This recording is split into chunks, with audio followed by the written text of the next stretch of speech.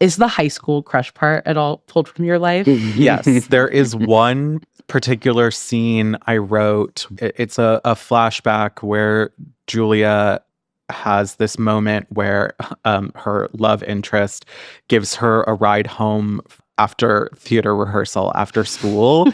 And that is very much based on something that happened to me, like down to the song that's playing in the car. Wow. Oh my God. When I was in high school, this boy I had a crush on gave me a ride home after rehearsal and played me Ani DeFranco. And I was like, I'm in love with you. I'll love you forever.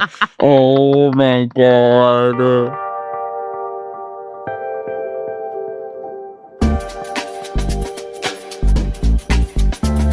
Ali, I have something to tell you. What is it? I don't know how to read.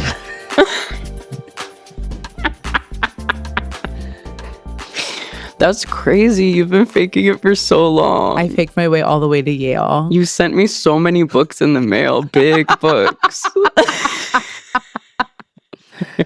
I don't know how. I never learned. That's so crazy because I was actually just about to ask you if you've been reading anything fun lately. I've been working on The Hungry Caterpillar recently. Wait, that's so fun. That's like a YA novel. I know. The drama, the intrigue, that's a trans book, actually, if we think about it. Yeah. The caterpillar becoming a butterfly? Are you kidding me? Yeah. That's trans. I'm reading this book right now that's like about developmental stages, and the guy is so sweet. Oh, so you know how to read. Not to rub it in. You're kind of like a on the low philosopher. It's very funny. I love like your philosopher side. Like Ali like low-key reads theory like for fun sometimes. I'm like, that's crazy because if I was not in school, I would not be reading that shit. At all. I just really like this book because it's about, I feel like there are developmental stages, but they like stop after like childhood. And this is a like an adulthood look. Oh. Like you continue to evolve. And he was like, a caterpillar is supposed to turn into a butterfly. And like that's a natural development, but a lot of people die as caterpillars. Like they get stuck in these stages and they don't like expand. And like, that is such a cute way to put it. That's a really cute way to put like our really emotionally stunted parents. No, like, yeah, it's cute, but it is very, it's like kind of dense. Like I ended up just like. You love like a theoretical Once text, babe. every couple years though. Like that's when I can slot it in. Like I read a ton of fiction and then I'm like, I came to your house and I found 3 copies of Pedagogy of the Oppressed. Don't fucking lie to me right now. I'm with a teacher. Okay, that's why. Only one of those is mine. Ricky, that's sweet.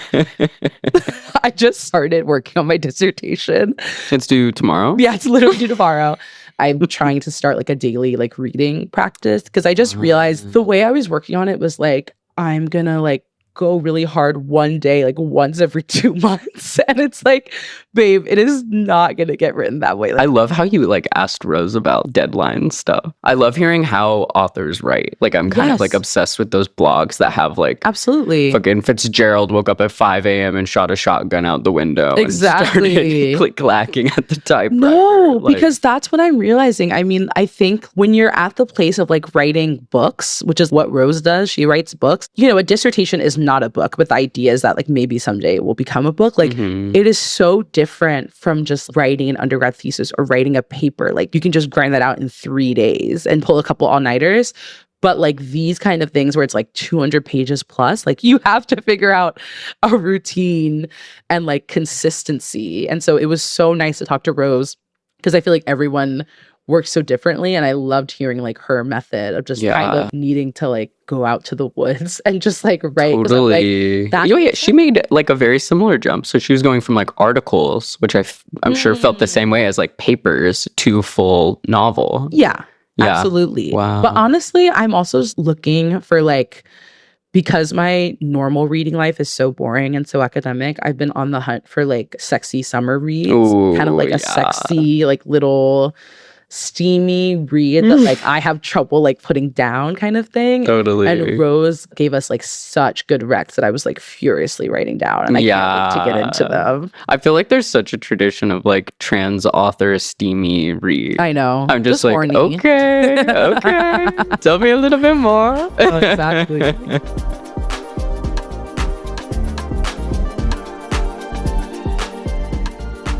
Hi, I'm Rose Dommu. I am a double Cancer, Taurus rising.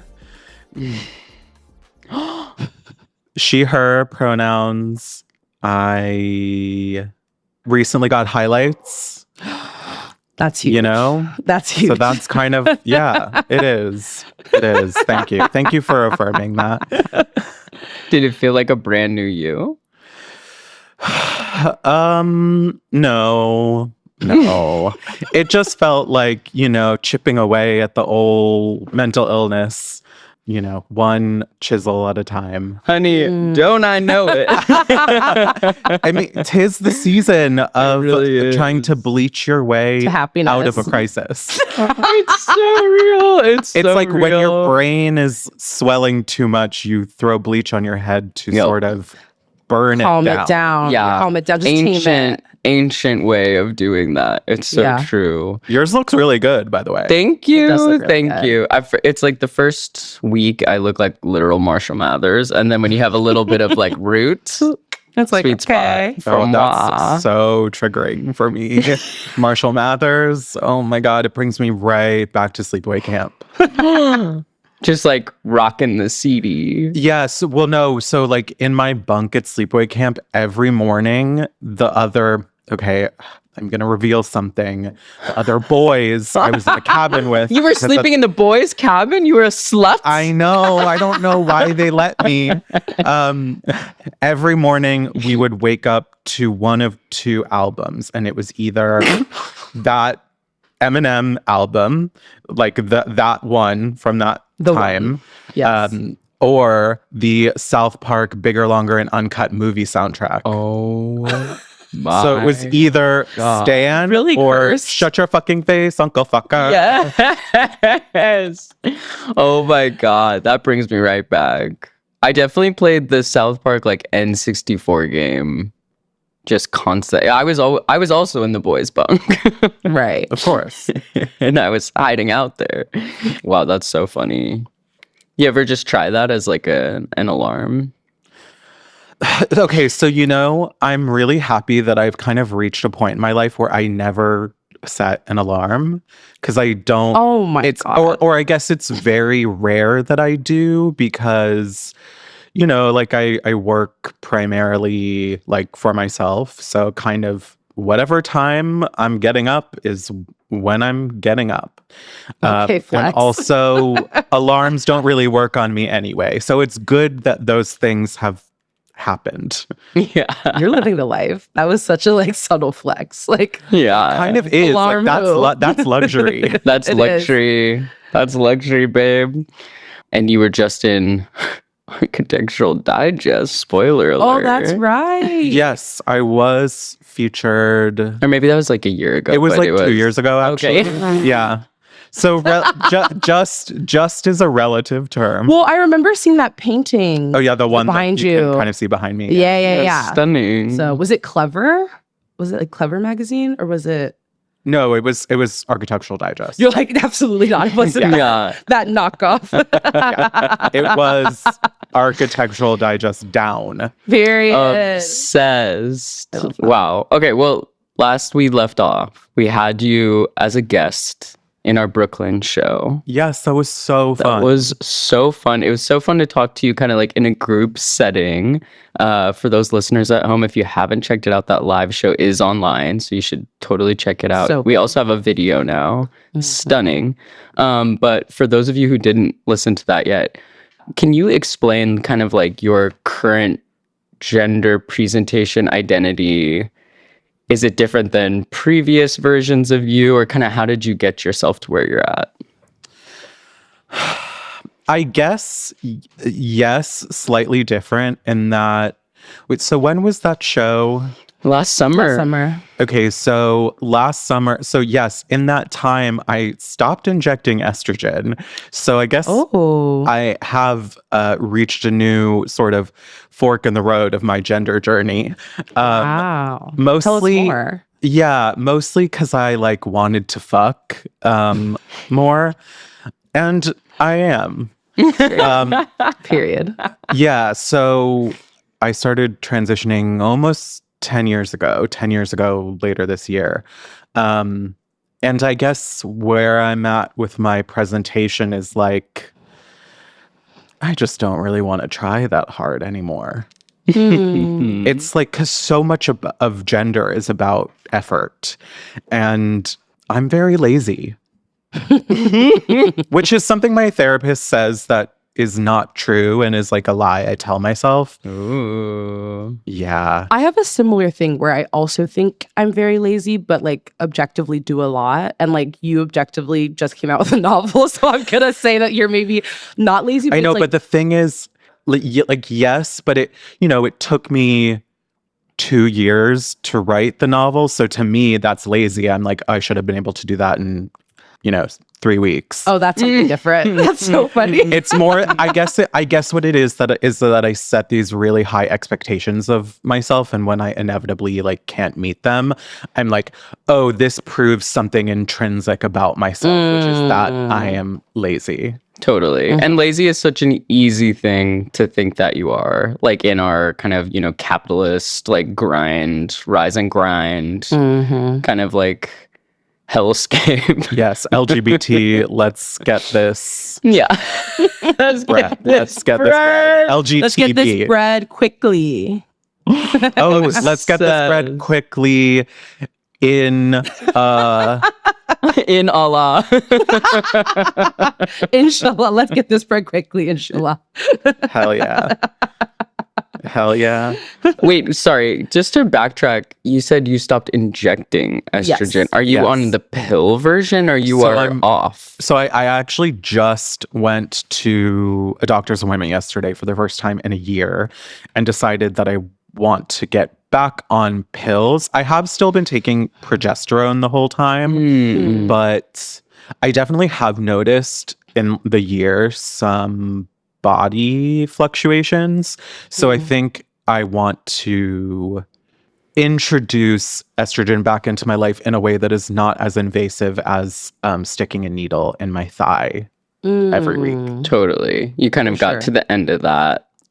Yeah, I just, I did it for so long. And I guess part of the reasoning when I stopped was like, I wanted to be less dependent on things in general. I think also like particularly because the world is so scary and who knows what's going to happen to our access to gender affirming care. I was like, okay, I kind of want to test out like if I'll be okay if I don't have access to this. Wow. Oh. And like for the most part I have been. And now I've kind of reached the point where I'm like, okay, well, I don't have to go like fully cold turkey. I can still like have this in my life a little bit. And I also do kind of miss crying because I don't really cry anymore. I mean, that's a combination of the lack of estrogen and my Prozac dose. Oh my God, totally. Yeah. I just went off tea like maybe a few months ago. And I have like a similar thing where I'm just kind of like, oh yeah, now I do cry. Yeah. But just like navigating that kind of like hormonal imbalance and trying to find like your equilibrium again was kind of hard for me. But ultimately I was like, I do like this feels like the right decision for me. Yeah, I mean, it is, I guess sometimes you have to make those decisions of like, do I want to feel things? Because sometimes things will happen in my life or I'll be like watching a sad movie and the moment happens where I know I would or should be I crying. should be feeling something. And I right just now. like, yeah. I like can't get it up. It's like I have, it's like I can't get emotionally hard. You have CD. Yeah. Totally. I wanted to fuck and I can, but now I Right. can't cry. Wow. I mean, pick your poison. Yeah. Well, I have some friends, some T-girl friends who will like, do a mix of like estrogen and testosterone for that reason. Whoa. Kind of like on their own. Yeah, like kind of just like not going through their doctor, just like kind of mixing and matching themselves. That's the future, baby. No, literally. Because I think like, yeah, similarly, like they were like, okay, estrogen's obviously feeling good, but it's like maybe I want to have like a little bit more libido. And so they'll do like some tea as well. So I'm like, wow. just mix Maybe and match. that's the scenario. Is progesterone the T blocker? So I don't actually know what it is. And I think, I mean, We'll this look is it the up. thing with trans healthcare is like, no one really knows anything. Right. None of this has been implemented for long enough that anyone has definitive answers of what anything does. I got on progesterone because I had been told by a lot of people that it accelerated breast growth, and as I'm holding my boobs, as I often do when I need to feel comforted, I just like hold my breasts. When I need to fall asleep, I'll just like grab one. It's so And I nice. I definitely did notice that. And I do think there are some studies that have shown that like progesterone on its own is maybe like effective enough to suppress testosterone as estrogen. And I think I have found that to be true, but I'm just kind of, I feel like a chemist. I want to play around with all the different combinations and see what works for me. Like I said, I've been doing this for almost a decade now. Yeah. And it's only been through trying everything out that I know what works for me. Yeah. Because there is no one actually knows. No one knows if we're gonna like live forever or like, turn into, I don't know, like monsters. I mean, that has already happened to me. Yeah. Look around, look at the headlines. I feel like this is like the fucked up Venn diagram that's like a circle of like both like trans healthcare and like reproductive care, where they're just like, they have like invested no money to actually research it. So all of it is still A, either like so barbaric, and B, they're just like, I don't know, like, like here's this birth control with you when you're 16 and we don't know like what it's going to do to you or whatever. Because I think my birth control is a mix of progesterone and estrogen, but like I have no idea what the fuck that does. And it's like, would love it if there was like a little more, if we could have a little more research. Yeah. No, they're always like, try it out, come back in 3 months if you're still alive, and we'll see how it's going. Totally. It's like, damn. I think like part of it is like underfunding and just like navigating healthcare providers and like finding a fit that's like a normal human being that you're talking to is like so hard. But it's also like what we're after is very like a la carte, and so like not everyone is looking for the same thing, so not cookie cutter. Yeah, it just makes sense that we're gonna have to like go on something for a little bit. Okay, I got these changes, you're telling me those aren't reversible, so I can go off and I can just coast for a little bit. But it's just like, yeah, it's like no one's gonna have as much attention to detail as you are about yourself, so you end up having to kind of like go rogue, and you're like, I don't want to be doing this. Like, well, no, I mean, my experience of gender is very much like I constantly feel like I'm like a witch in a hovel over a cauldron, sprinkling ingredients in and seeing what happens. Yeah, your stunning Architectural Digest hovel. Yeah, my gender identity is hag. Yeah, perfect. Kind of along this line of like body stuff, embodiment, that kind of stuff, we've been asking folks like, do you have any like rituals or practices that help kind of connect you to your body that kind of feel good to you? Yes. I mean, there are some that are, I think, more regular, and then there are some that are like kind of special occasion rituals. So I would say like a special occasion one is anytime I go, this has now happened 2 summers in a row. I've been on Fire Island during a full moon, and my friends and I will go to the beach for the full moon. Last year we went swimming, but this year like the tide was too crazy. But I always collect a jar full of full moon ocean water. And so if I really need to sort of like connect with my body in a very visceral way, I will like take a shower and like pour some of it over me or like pour it in a bath or something. Wow. Wow. Wait, you are a witch. I love You are a that. witch. That is my witchy, like woo-woo answer. Yeah. Mhm. For something a bit more normal, I don't know. I mean, this is maybe not even the answer, but I was actually thinking about this the other day that like the most feminine I ever feel is when my hair is down and on my shoulders and I sort of like flip it back to get it like behind my shoulders and like off of my neck. And like that is, it's like pussy, pussy, pussy, cunt. And also getting laser hair removal Ooh, is totally. incredibly, is like, I think it's something about the pain. It's like, oh, I earned this. Whoa. Wow. And it really Yes. like grounds me in my body. Oh my Wow. God. I feel like I remember the first time I bought kind of like baggier pants, like after kind of transitioning or being out. And the moment that I pulled them up and they essentially just fell right back down to where they were, I was like, ooh, it's like these movements you saw like the teen boys in your class do a million times, or like Yeah. the hair flip in like every movie. You know how, like, I don't know, cis boys, like, in high school movies, like, take their shirt off that specific way? Do you know what I mean? Sorry. I'm watching, like, Ginny and Georgia right now. Do you guys know that show? Yeah, I do, It's but so I have no fucking idea what bad. it's about because like it seemingly was like a, you know, like High quaint sort of like school. Gilmore Girls-esque Yes. mother-daughter thing. And then I saw someone tweet like, I can't believe they killed someone. There's on Ginny and murder. Georgia. I was like, what There's is the murder. show? My roommate walked past me and they were like, there's murder in the show. What I'm like, the yes. fuck? Anyways, sorry, tangent. But I just like that shit, like, will kind of get me in my feels of just like, I don't know if I want to be the boy or the girl in the situation, but Yeah, Totally. it's doing But- something for me. But yeah, I do feel like all of my like rituals are attached to hair in some way. Like as I mentioned, like getting highlights. I just think like hair is gender. It is.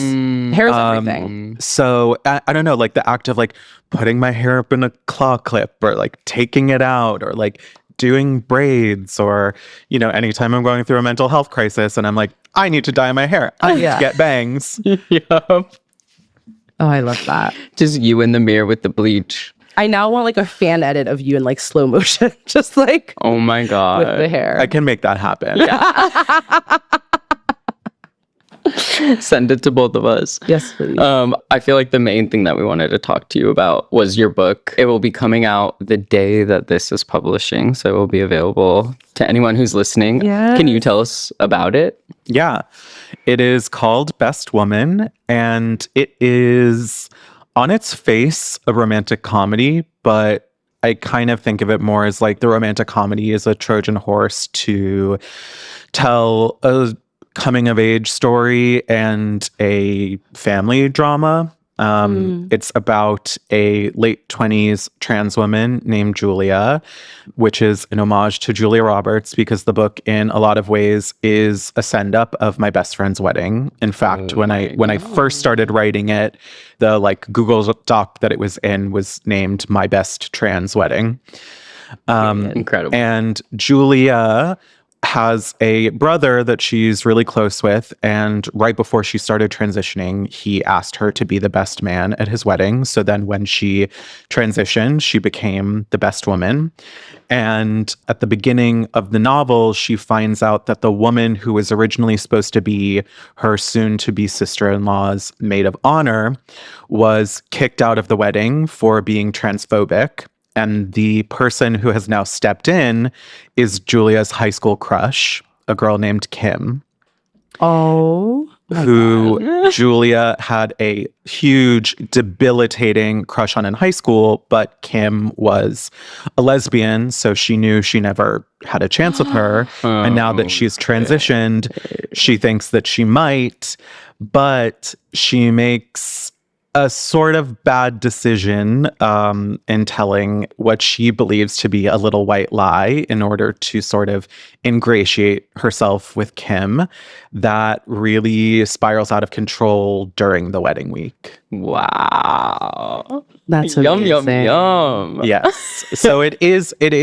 very much about that romance, but even more so, it is about Julia, coming to this wedding and it being the first time she is seeing basically everyone she knows, her entire extended family, for the first time since transitioning, and what that kicks up for her. The layers. The layers are fucking nuts. Oh Yes, my God. it is like an onion. Yeah. Stinky. It's stinky as hell. Was it fun to write fiction? I feel like you're like Twitter queen. I love all of like the articles that you write. I feel like you're like a great critic. Was it fun to transition to fiction? It was scary more than anything, because the thing about writing a book is no one tells you, okay, you're allowed to write a novel now. You just have to write a novel. And the reason that I wrote this novel is because this was the book that I knew I could write. And so I had to write it to prove to myself that I could be a novelist. Mm-hmm. Yeah, totally. It kind of became a thing for you to be like, I know I can do this and I have to watch myself see it through, kind of like. Yeah, it was like, if it's not this, it won't be anything. Yeah. I'm seeing a pattern here. I'm seeing a little bit of a pattern here. Just a smidge. Just a little bit. Yeah, me setting expectations up for myself. It was fun. It also was hard. No one tells you that writing a book is really hard. To write a book, you have to actually write a book. It's crazy. But, like something that I didn't really understand until I was writing a novel is that, you pretty much write the whole thing and perfect it as much as possible before you take it out to a publisher. It's like very different than writing nonfiction where, you're selling off of, a proposal. And, I wrote the whole book and went through like 3 drafts between just me and my agent before it went to my editor. And it definitely changed in the edit a little bit. But for the most part, like it was what it was before it was even sold. Wow. Yeah, that world is totally crazy. It is incredibly opaque, and there's so much I didn't understand and so many expectations and assumptions I had that have definitly I have learned since. Whoa, wait, like what's what? like one of those things? Yeah. Yeah. I guess like one of them is like I was like, oh, I'm gonna be flown around the country on a massive book tour, and they were like, well, you're not George R.R. Martin, so we'll do a launch party. Right. Totally. We'll do in New York, we'll do in LA if you happen to fly yourself out there, Yes. Totally. Although, I love my publisher, like everyone I work with has been amazing, but like being a debut novelist is like a very different thing. Like, I have been in like different worlds for so long. Like I was a journalist for so long. I was, I've like been a tweeter for so long. I was like a podcaster. I worked in the corporate world. I was like a club kid. I've like done all of these things and kind of knew how those worlds worked. And this is like, there is not really a roadmap for it. Right. Or I guess like you don't really understand how everything works until you're actually doing it. And I think there's part of me that was like afraid to ask questions because of like what the answers might be. But I've gotten much more comfortable now being like, okay, so what is the deal with this? Is this really happening?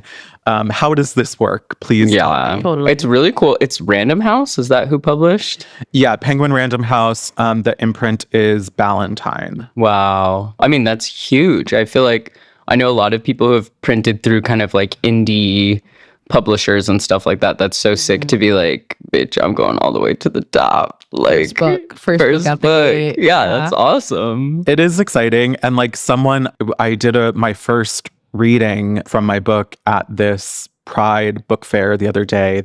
And I was talking to a friend. They were like, I can't believe you have a queer book that's not coming out in June. That's like so major.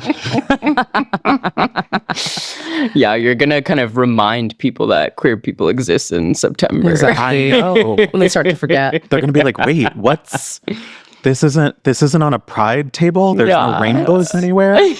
What is this? It's not like the Aesop queer library. Yeah, Which I love, which is I love it. She ends up there. community resource. Dumb it down. I hope to be stocked there next year. Oh my god! Next to the black pepper musk. Exactly. Oh, Honestly, Aesop. I love too. that specific one. Me too. I actually think my favorite Aesop product is I have their room spray, which I Me keep in my too. bathroom, and that shit is so good. It's so good. So fucking good. Wait, you wrote an article that was like fragrances that you can wear as a non-binary person that isn't Santal 33. Okay, that was not So that was necessary. not the story I pitched. I will say I did not come up with that headline. Because that really made me laugh. And it So also funny. bullseyed me at the time.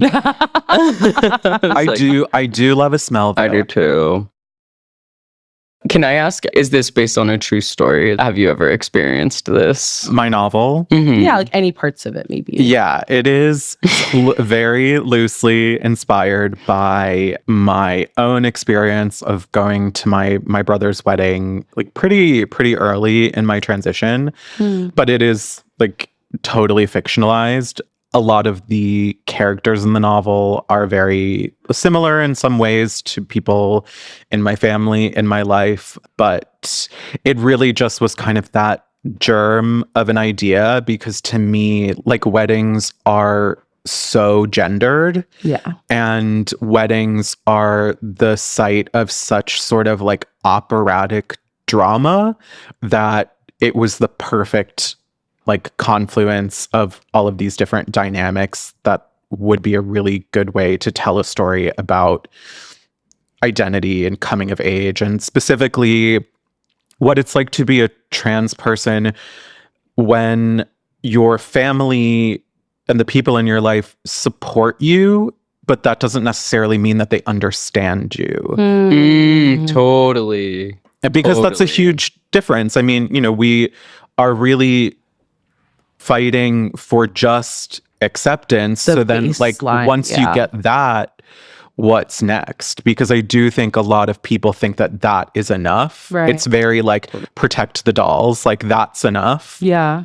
And sometimes I feel like we tell ourselves that's enough too, Yeah. where it's like, at least like, I'm Yeah. not being kicked out of my house. You know what I mean? It's my parents are like, going to Totally. contact, but it's like literally the bare minimum. Totally. It's very Yeah. the difference between like cooperation and collaboration. I feel like cooperation, you like help someone, but you're really thinking about how it's going to help you. And I feel like that's how we get a lot of like virtue signaling and woke absolute vodka. And you're like, oh yeah, how about collaboration where we're like both working together and it's like about both people. And also like calling out and calling in. Like you can call out someone for like misgendering you, using the wrong pronouns, whatever. But like, what about the more insidious ways that, you know, like cis people truly just don't understand what it is like to talk to a trans person like they're a person.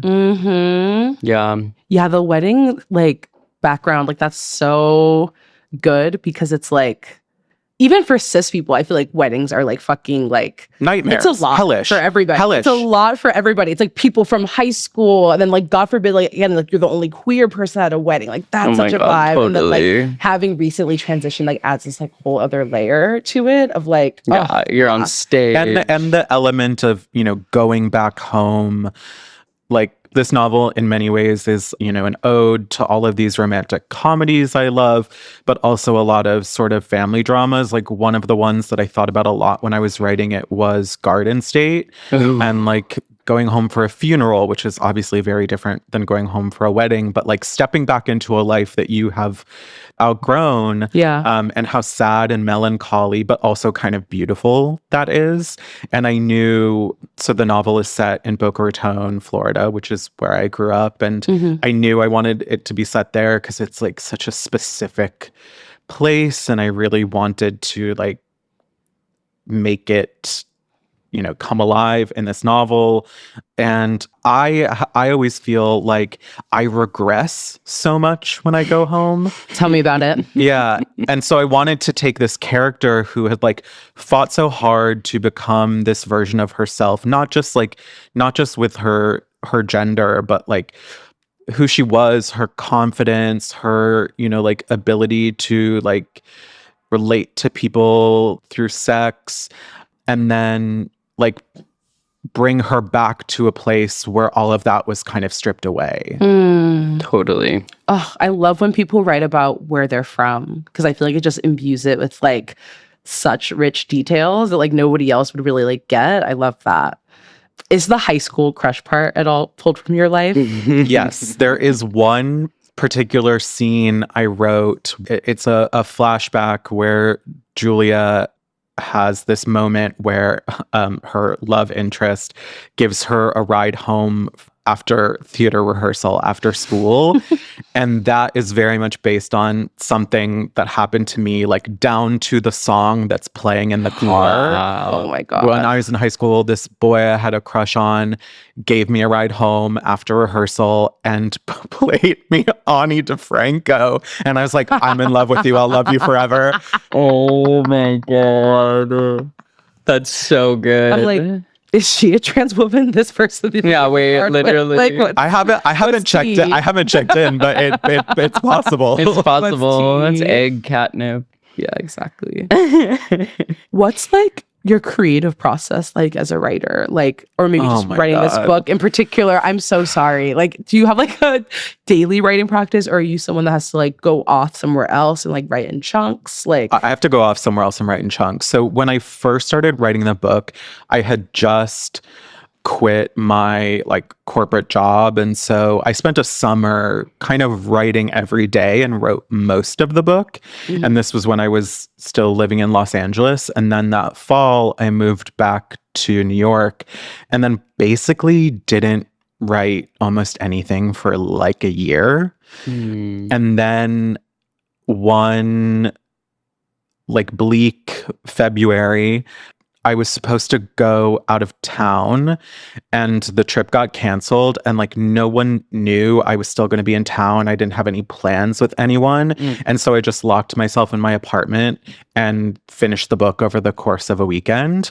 wow. And since then, that has kind of become my writing practice, like taking it myself out of my normal circumstances for chunks of time and just like writing in bursts of like as much as possible in really like dense chunks. So like I'm working on my second book now, and last summer I spent a couple weekends upstate where I would rent a house, go there alone, and spend like a week writing. And tried to pretty rigidly structure my days.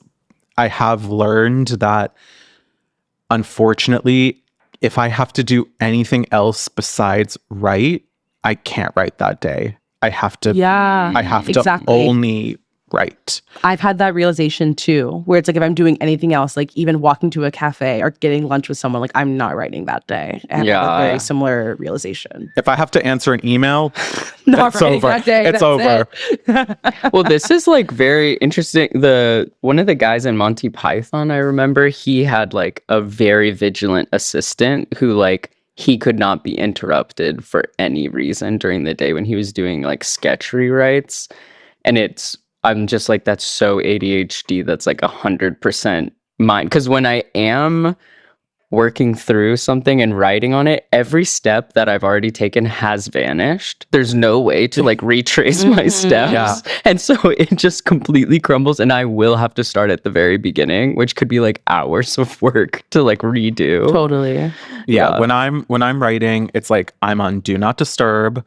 I'm hopefully in the woods somewhere miles away from other human beings. Or if that's not happening and I am writing at home, I'm not talking to anyone for 24 to 48 hours. Yeah. I'm not like ordering takeout. I'm not leaving my apartment. I'm just there writing as much as I can. Ugh.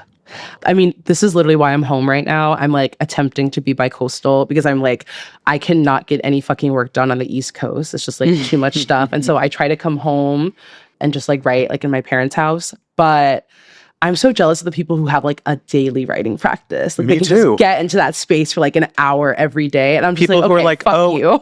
yeah, I wake up at 6 a.m. and I write 1,000 My words and then I go to the pages. gym and it's like, fuck you. Yeah.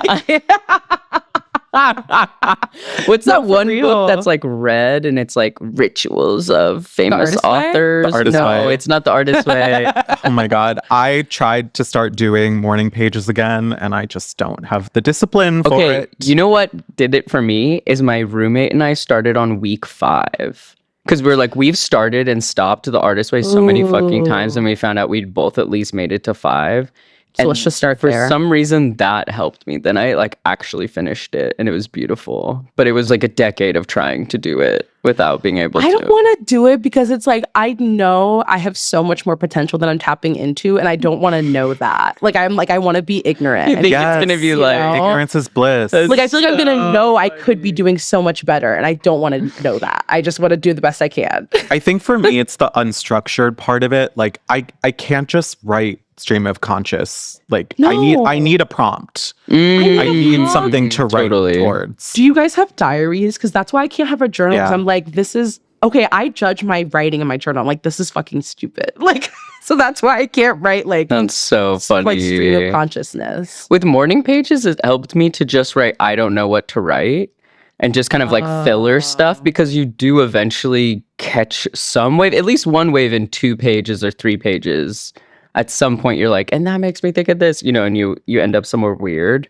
But it is just like garbaggio. I'm like, if anyone found my morning pages, they'd be like, you're psychotic. I know. It also makes my hand cramp. It does. It does. But you know, it was I will say that the reason why I wanted to start morning pages again recently was because I bought a pretty new journal. That'll do it.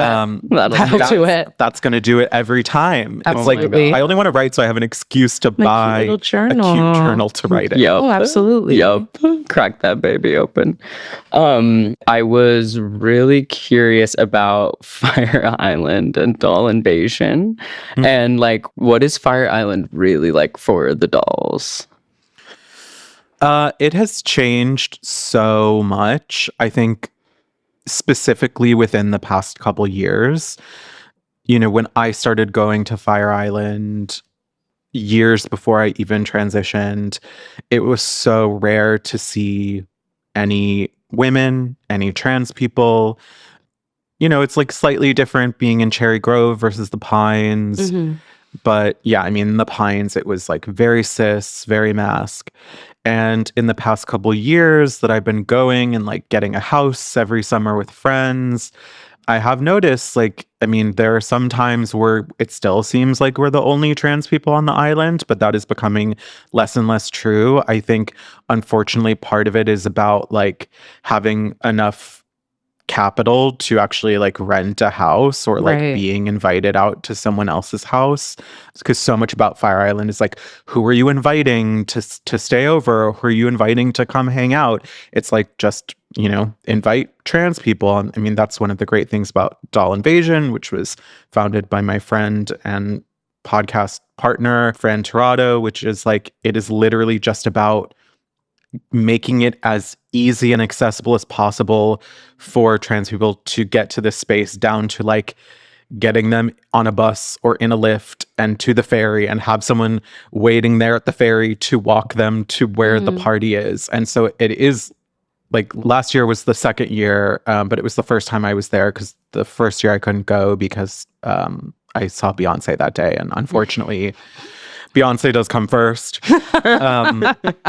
It was so incredible to look out and see literally hundreds of trans people on that island, like in specifically Reflections, which is this like legendary party house there that I have only been at, where it's like a ton of gay guys who are like, you know, G'd out and like looking for someone to breed. And instead, you know, you're looking out at all of these trannies who are also looking to breed, you know. It was so beautiful and magical, and I'm so happy that it exists. And I am happy that, this beautiful island full of gay people, which is one of my favorite places in the world, is slowly becoming an easier place for trans people to access. And there are so many other organizations that have, made that happen in other ways. Like Bafo is really amazing. Yeah. Like they bring incredible artists out for residencies there. There have been so many DJs and, drag queens who have, performed and played there for years. But yeah, it does feel different now in the way that like, now we're not just like guests of someone. Now we're the ones who get to like invite even more people there. Oh my God. And you're not just like tertiary, like, Yeah, I totally. love that. Wow, Yeah, that's like awesome. I was just there in May with friends, and the whole house of us, it was all trans girls. And it is the best feeling ever to be there, like on this beautiful island in a beautiful house. All of us like tits out by the pool, even though it was like cold and rainy most of the time. Still, you persisted. Yeah. And like it's our space as much as it is everyone else's. And that's what I think people are starting to understand. It's like these historically queer spaces are for all of us. Can we get like a little teaser of like the second book? Is it still a fiction? I don't want to say too much. Okay. But I will say it is fiction. I do plan to keep writing fiction and also potentially do some like film and TV work. Yes, hopefully. I mean, we'll see. Maybe there will be a Best Woman movie. Yes. But my next book is a pretty hard pivot towards the kind of fiction that I grew up loving, which is a little spookier. Yeah. Like this is what I'll say. For the past like 4 months, I have only been reading and watching horror books and movies, which has kind of been like my way of coping with how horrible the world is. It's like horror movies are It the has only to things that make me feel normal. Totally. So I do think that is kind of the direction that I'm going from here. It's like now that Best Woman like really kind of got my foot in the door into the industry. Let's get weird. Yeah, now that I proved to myself that I could write a book, like the book that felt the most kind of comfortable to write, the one that was like the closest to my life, now I'm ready to write some weird shit. Period. Yes. That's awesome. I really struggle to find fiction that I can like make it past like the first 50 pages. Like I just have not had anything I can really like sink my teeth into recently. Do you have any like fiction, Rex, or anything that you really enjoyed reading recently? Yes, absolutely. Recently, I read a really amazing novel called Our Share of Night, which is I believe, Argentinian horror novel that is like very queer. It is truly like an epic masterpiece. One of my favorite things I've read this year. I also recently just read The Unworthy by Agustina Bastarrica, who wrote Tenders the Flesh, which was a pretty popular novel a couple years ago. And it's about a bunch of nuns in a sort of like post-climate crisis world who like mutilate themselves. That was really cool. My most anticipated book of the year is Juno Dawson's next book, which is the final book in her trilogy of Her Majesty's Royal Coven, which is a book about witches, and it's like very trans and very queer. And I love her because she's someone who like her pop culture references are so, everything that she like intook is so clear in her writing. So someone who grew up loving like Buffy the Vampire Slayer, that is the book I'm the most excited about. And I just love reading novels by trans people. Like another of my favorite writers working right now is Gretchen Felker Martin, who wrote Manhunt and Cuckoo last year.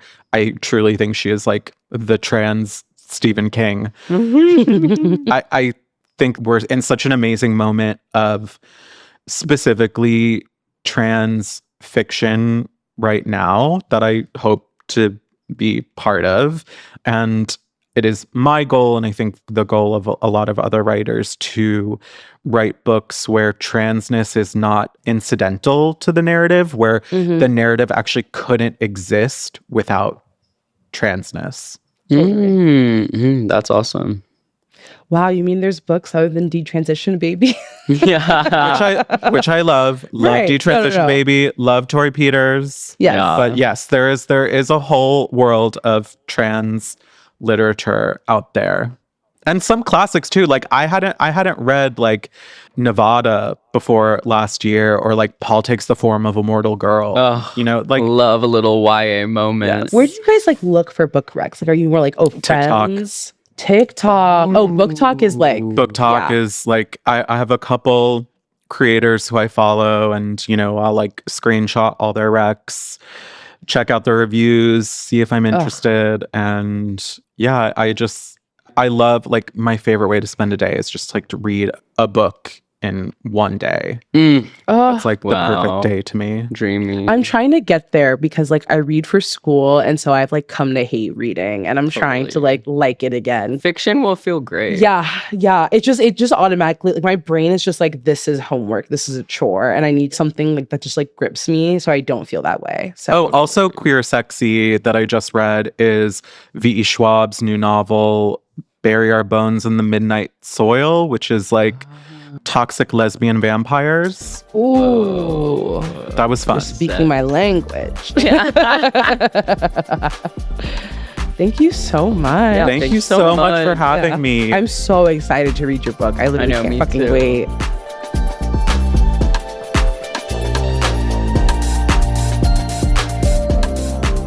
Thank you so much to Rose Dommu.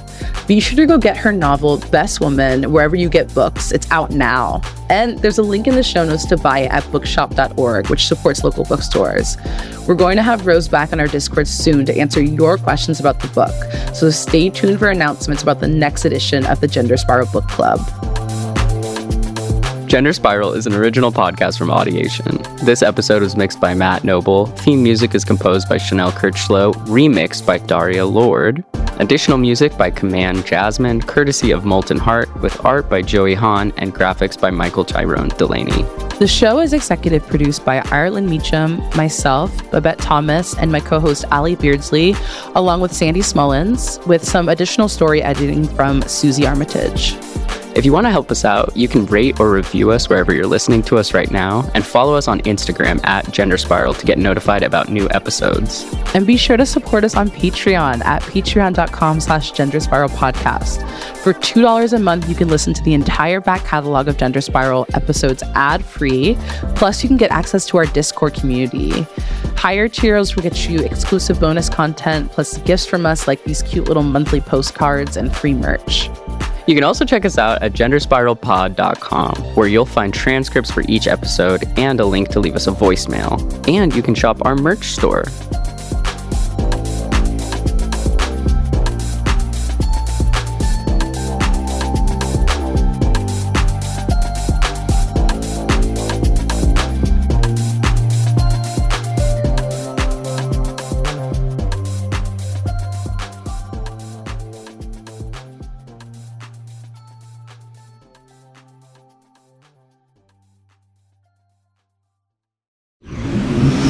Audiation.